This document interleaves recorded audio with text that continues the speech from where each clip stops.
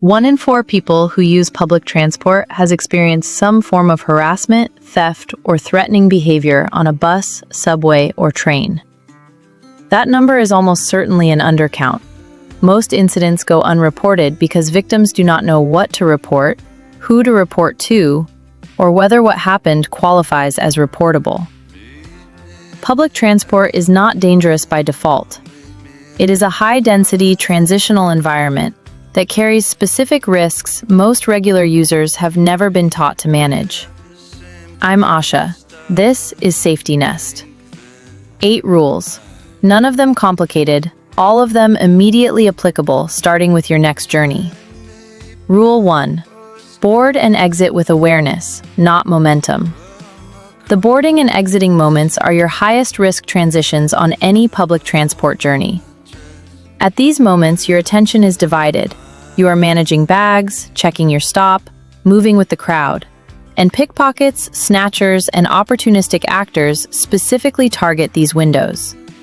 Before you board, phone goes in your pocket or bag interior. Before you exit, bag is zipped and on your front or across your body. These two transitions take 30 seconds each to execute correctly, and they are the moments that account for the majority of public transport theft. Rule 2. Choose your position deliberately.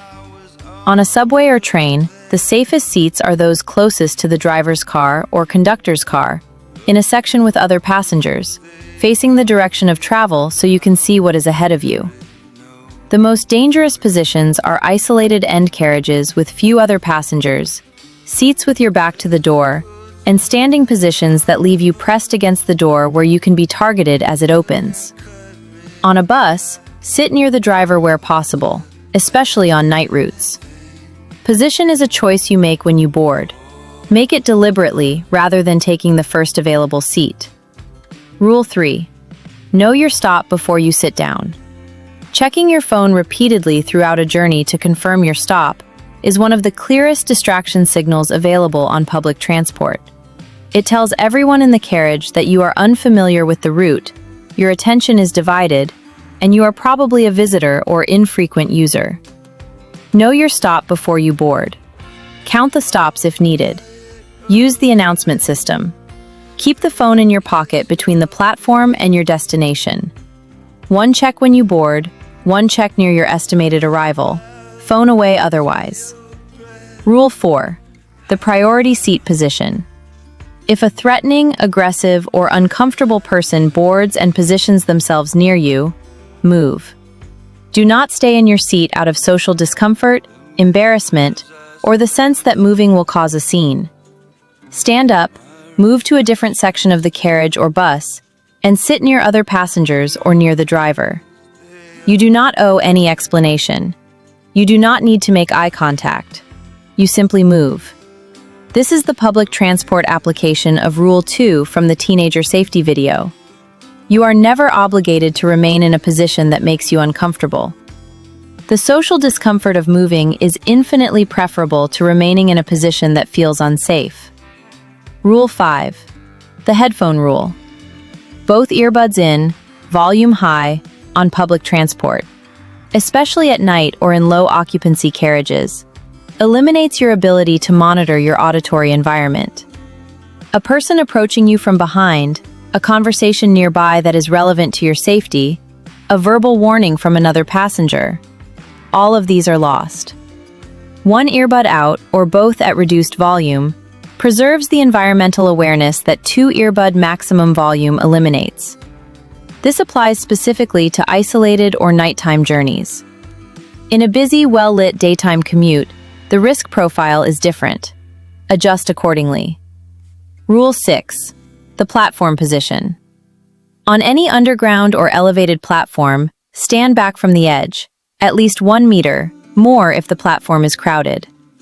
Platform edge incidents, both accidental and deliberate, are a documented risk on busy platforms, particularly during peak hours when crowds can push without intent. The 1 meter rule is non-negotiable. Additionally, position yourself with your back to a wall or pillar rather than to the crowd where possible. This eliminates approach from behind, the position most associated with bag snatching and physical incidents on platforms. Rule 7. Night Journey Protocol.